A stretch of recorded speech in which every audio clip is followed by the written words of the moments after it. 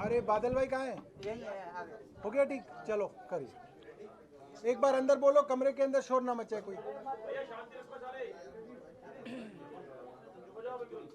आपको शोर की आदत हो गई। करें शुरू। सभी साथियों को मेरा नमस्कार। जैसे कि आप सब जानते हैं, सुप्रीम कोर्ट के आदेश अनुसार, निर्देश अनुसार कल 22 फरवरी को मेयर का, डिप्टी मेयर का और स्टैंडिंग कमेटी का चुनाव होना था। कल मेयर और डिप्टी मेयर का चुनाव शांतिपूर्वक हो गया, पर स्टैंडिंग कमेटी का चुनाव नहीं हो पाया। भारतीय जनता पार्टी के पार्षदों ने लगातार सदन में हंगामा किया, सदन के मर्यादा का पालन नहीं किया, शांति नहीं बनाकर रखी। इसीलिए बार बार हाउस को एडजर्न करना पड़ा, जिससे स्टैंडिंग कमेटी का जो चुनाव है वो नहीं हो पाया।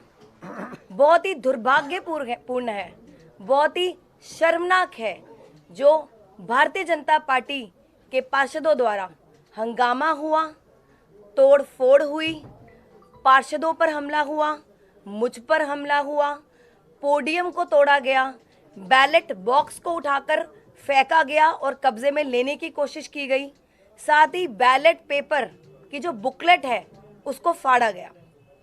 तो बहुत ही दुर्भाग्यपूर्ण है कि आज फिर वही सब हुआ जो कल शाम से लेकर पूरी रात तक से लेकर अभी तक जद्दोजहद हमारी चलती रही कि सुप्रीम कोर्ट के पालन का हम आदेश का पालन करें और साथ ही सारे चुनाव करवाएं, और उस पालन को, उस आदेश को पालन नहीं हो पाया। भारतीय जनता पार्टी के पार्षदों ने बार बार वेल में आकर हंगामा किया, स्टेज पर चढ़ने की कोशिश की और इसीलिए चुनाव टला। पूरी रात हम इस जद्दोजहद में रहे कि चुनाव हो और 13 बार सदन को स्थगित किया गया।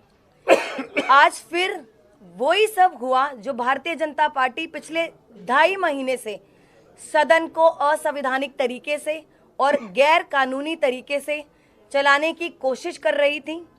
अभी भी संविधान की धज्जियां उड़ाई गई और सदन में मर्यादा का पालन ना करते हुए स्टैंडिंग कमेटी का चुनाव टला और आज फिर वही दिल्ली की जनता का नुकसान हुआ जो पिछले 2.5 महीने से दिल्ली की जनता के जो काम है नगर निगम के रुके हुए थे। इस वजह से अब फिर से दिल्ली की जनता का नुकसान होगा। हंगामे की वजह से, तोड़फोड़ की वजह से, और पार्षद जिनके मैं नाम भी आपको बताना चाहूंगी, रेखा गुप्ता जी जिन्होंने पोडियम को तोड़ा, अमित नागपाल जी जिन्होंने बैलेट बॉक्स को उठाकर फेंका और अपने कब्जे में लेने की कोशिश की, साथ ही जो बैलेट पेपर की बुकलेट है उसको फाड़ा। तो इन सब पर भी हम अगले सदन में जब हमारी बैठक होगी उस पर हम विचार करेंगे। और आज अभी थोड़ी देर पहले हमने सदन को कल सुबह तक 10 बजे तक स्थगित कर दिया। धन्यवाद। आप लोगों का कोई प्रश्न? ये सवाल लगातार सामने से आ रहा है कि आपने 47 वोटों में मोबाइल फोन्स का इस्तेमाल करने दिया, सीक्रेसी और बैलेट का वायलेशन हुआ, और अगर आप थी तो फिर मोबाइल फोन्स पे बैन दोबारा क्यों किया आपने? ये उनकी तरफ जी देखिए, किसी भी एक्ट में कहीं भी नहीं लिखा गया कि मोबाइल फोन वोटिंग में बैन होते हैं, बेशर्ते वो साइलेंट होने चाहिए। तो रोका, कोई रिस्ट्रिक्शन नहीं लगाई गई थी और आप साफ साफ फुटेज में देख सकते हैं। मैंने कहा था आप अपने विवेक के हिसाब से मोबाइल फोन ले जाना चाहते हैं तो ले जा सकते हैं, नहीं ले जाना सकते तो नहीं ले जा सकते। उन्होंने बेफालतू में इसका मुद्दा उठाया।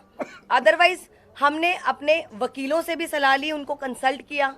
कहीं भी ऐसा प्रावधान नहीं है कि मोबाइल फोन वोटिंग के दौरान नहीं अंदर ले जाए जा सकते। ये अब मतलब बिल्कुल शुरू से चुनाव कराने की प्रक्रिया को क्यों नहीं माना जा रहा, उसके पीछे क्या टेक्निकल कारण है, अगर वो समझा सकते? जी देखिए, जो वोट डल चुके हैं हम उसको इनवैलिड कैसे मान सकते हैं, और कोई हमारे पास कुछ ऐसा लीगल रीजन या कोई वैलिड रीजन भी तो होना चाहिए था कि हम उन जो वोट को जो बॉक्स में डल गए हैं हम उसको इनवैलिड करार करें। तो ऐसा कोई लीगल रीजन दे ही नहीं पाए थे वो पार्षद। बीजेपी ये भी कह रही है कि मेयर और डिप्टी मेयर के चुनाव में तो फोन अलाउ नहीं था, तो स्टैंडिंग कमेटी में क्यों किया गया? जी देखिए, मैंने आपको जैसे पहले बोला, कहीं भी ऐसा प्रावधान नहीं है कि मोबाइल फोन वोटिंग के दौरान अंदर नहीं ले जा सकते, बेशर्ते वो साइलेंट हो। तो वो तब म्यूचुअल अंडरस्टैंडिंग थी कि नहीं ले जाना, और अब जब सदन शुरू हुआ, स्टैंडिंग कमेटी का चुनाव शुरू हुआ, तब मोबाइल फोन पे कोई चर्चा नहीं हुई थी कि रिस्ट्रिक्शन लगेगी या नहीं लगेगी। और आपको ये भी बता दूं, 40, 45, 47 वोट डल चुके थे, उसके बाद भारतीय जनता पार्टी के पार्षदों ने मोबाइल फोन का मुद्दा उठाया। ये भी बहुत बड़ा प्रश्न चिन्ह लगाता है। तो कल जो सदन की बैठक होगी, दोबारा से चुनाव होगा या फिर जितने वोट पड़ चुके हैं उससे आगे? जी देखिए, जितने वोट डल चुके हैं, हमारी पूरी कोशिश रहेगी वहीं से उसके आगे से वोटिंग शुरू होगी। मैम लगातार, क्योंकि कल से आप लोग यही बात कह रहे हैं कि जितने वोट डल चुके हैं उसके आगे से वोटिंग हुआ। आपने 6-7 बार हाउस भी अच्छा 13 बार है। अगर कल भी यही स्थिति बनी रहती है, क्योंकि बीजेपी दे आर सेइंग कि हमें स्क्रैच से शुरू करना है, 0 से आप 1 से शुरू करिए दोबारा। देखिए, भारतीय जनता पार्टी के पार्षदों के पास कोई लॉजिकल रीजन नहीं हुआ, कभी भी कोई वैलिड रीजन नहीं रहा अभी तक। पहले भी जितनी बार भी सदन स्थगित हुआ है, असंवैधानिक तरीके के लॉजिक दिए गए, गैर कानूनी लॉजिक दिए गए। तो अगर कोई ऐसा लीगल रीजन होगा तो हम विचार करते, कुछ ऐसा लीगल रीजन है ही नहीं कि हम उस पर विचार करते। नहीं, एक चीज ये है कि भाई आपने कभी ऐसा कभी सुना है? ये अपने आप में एक हास्यास्पद और तानाशाही पूर्ण मांग है। कहीं किसी बूथ पे वोट पड़ रहा हो और अचानक 100 लोग आए और वहां नारा लगाने लगे, कहने लगे कि साहब ये वोट जो अब तक पड़े इसको कैंसिल मानो और फिर से वोट कराओ। ऐसा कभी सुना है? मतलब ये क्या एक तानाशाही और गुंडागर्दी का आचरण है भाई। जिन लोगों ने वोट डाल दिया अपना, उसमें बीजेपी के भी लोग हैं, उसमें आम आदमी पार्टी के लोग भी हैं, उन्होंने अपना वोट डाल दिया ना, उनके वोट दोबारा कराया जाए, इसके कारण क्या है, क्या वजह है उसकी? अभी आपको मेयर साहिबा ने बताया कि भाई जो एक्ट है उसमें भी कहीं मोबाइल पर रोक नहीं है कि मोबाइल नहीं ले जा सकते। जबरदस्ती, क्योंकि हर चुनाव ये हार रहे हैं, मेयर में हार गए, डिप्टी मेयर में हार गए, स्टैंडिंग कमेटी में हारेंगे, तो हार से इतना बौखला। मतलब दिल्ली के 2 करोड़ लोगों ने हरा दिया, वो नहीं माना। मेयर में हार गए, डिप्टी मेयर में हार गए, वो नहीं पचा पा रहे। अब स्टैंडिंग कमेटी में हार रहे हैं, वो नहीं पच रहा इनको। तो मोटे मोटे तौर पे यही कारण है कि ये अपनी हार को पचा नहीं पा रहे हैं। दिल्ली के 2 करोड़ लोगों का जनादेश मानने के लिए तैयार नहीं है।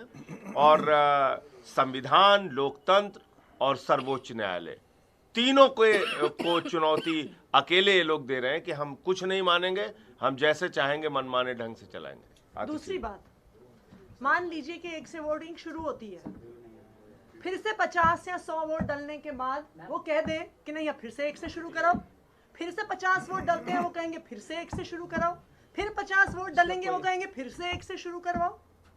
क्या आधार है कि 50 वोट जो डल चुके हैं उन वोट को इनवैलिड करार करके, उनकी काउंटिंग को इनवैलिड करार करके फिर से वोटिंग शुरू कराया जाए? ये कैसा प्रेसिडेंट है?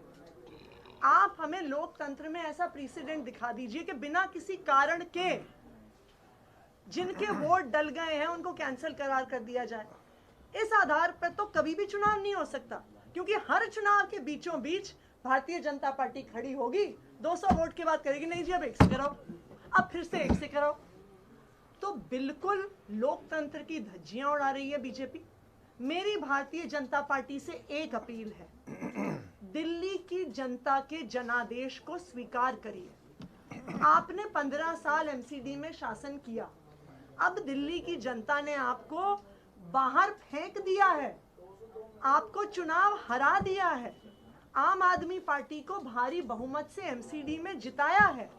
अब एमसीडी में आम आदमी पार्टी की सरकार बनने दीजिए, 5 साल हमें काम करने दीजिए, यही लोकतंत्र है। अगर हम काम नहीं कर पाते हैं तो 5 साल बाद दिल्ली की जनता हमें निकाल के आपको फिर से चुन लेगी, आपको फिर से मौका मिलेगा। लेकिन दिल्ली की जनता के जनादेश को स्वीकार करिए और लोकतंत्र का सम्मान करिए। ये पॉइंट बोल दो सर, ये आई नहीं रहे क्या? ये दिल्ली का जो चुनाव हुआ था उसमें भी आप देखिए कि एमसीडी का जो चुनाव हुआ था उसमें साफ तौर पे लिखा हुआ है कि voters can now carry mobile to poll booths. Poll booths के ऊपर वोटर जो है वो मोबाइल ले जा सकता है। ये दिल्ली का जो निर्वाचन आयोग है जिसने एमसीडी का चुनाव संपन्न कराया था उसमें लिखा हुआ है। तो अगर ये कोई सिक्रेसी का वायलेशन होता तो चुनाव आयोग क्यों कहता भाई कि आप एमसीडी के चुनाव में अपना मोबाइल लेके जा सकते हैं? चुनाव आयोग को आपत्ति नहीं है, यहां जो चुने हुए पार्षद हैं उनको आप कह रहे हैं कि नहीं मोबाइल लेके नहीं जा सकते आप। और इसके पीछे के मनसा क्या है, मन में क्या है तुम्हारे, क्या चोर छुपा हुआ है आपके मन में, बताइए ना। एक आदमी अपना वोट देने गया, वोट दे के बाहर आ गया, उसने किसी को वोट दिखाया नहीं, उसने अपनी गोपनीयता को भंग नहीं किया वोट की, तो आपत्ति किस बात की है? मोबाइल लेके नहीं जाओगे, शर्ट पहन के नहीं जाओगे, टी शर्ट पहन के नहीं जाओगे, मतलब ये इसका कोई मतलब है? कहीं कोई एक्ट में लिखा हो, कहीं कोई किसी नियम का वायलेशन होता हो, बात समझ में आती है। कल के मुस्कुरा के नहीं जाओगे वोट देने के लिए, रोते हुए जाओगे, घुटने के बल जाओगे, ये कोई इसका मतलब है? आरपी की बात पे वो कहते हैं कि क्रॉस वोटिंग का डर सता रहा है आम आदमी पार्टी को और अपने सुप्रीमो को फोटो भेज रहे हैं। तो हमको क्यों क्रॉस वोटिंग का डर सताएगा? किस बात के लिए डर सताएगा? आपने देखा नहीं अब तक? मेयर में कह रहे थे हमारा बनेगा, बुरी तरह हार गए। डिप्टी मेयर हमारा बनेगा, बुरी तरीके से हार गए। एल्डरमैन को वोट करा लो, सुप्रीम कोर्ट ने तमाचा मारा।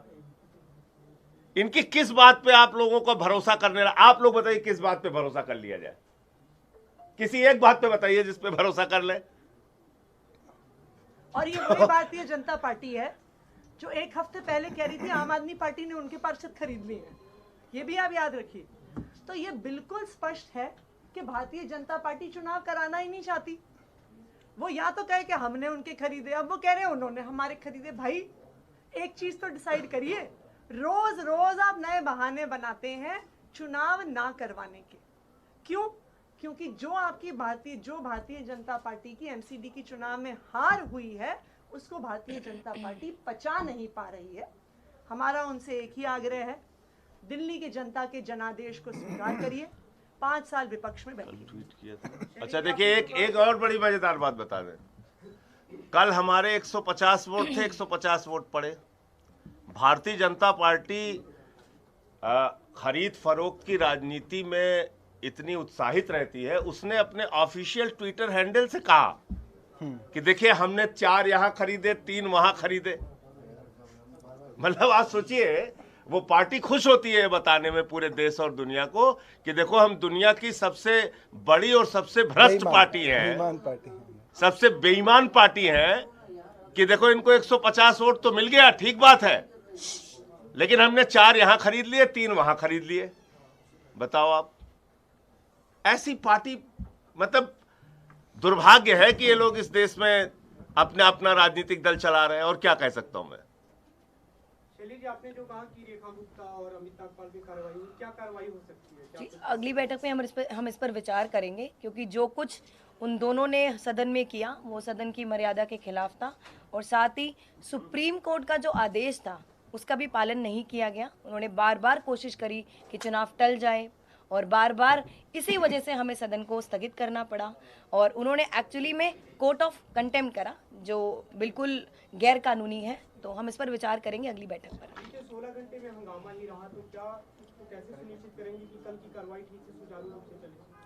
जी देखिए, हम तो हर बार की तरह इस बार भी फिर चाहेंगे कि शांतिपूर्वक तरीके से चुनाव हो। जैसे डिप्टी मेयर मिला है, डिप्टी मेयर मिला है, स्टैंडिंग कमेटी के चुनाव भी शांतिपूर्वक हो, ताकि दिल्ली की जनता का जो काम नगर निगम का रुका हुआ है, सारे उन कामों को हमने ऑलरेडी शुरू कर दिया है, ऑफिशियल तरीके से हम उन पर कार्रवाई कर सकें।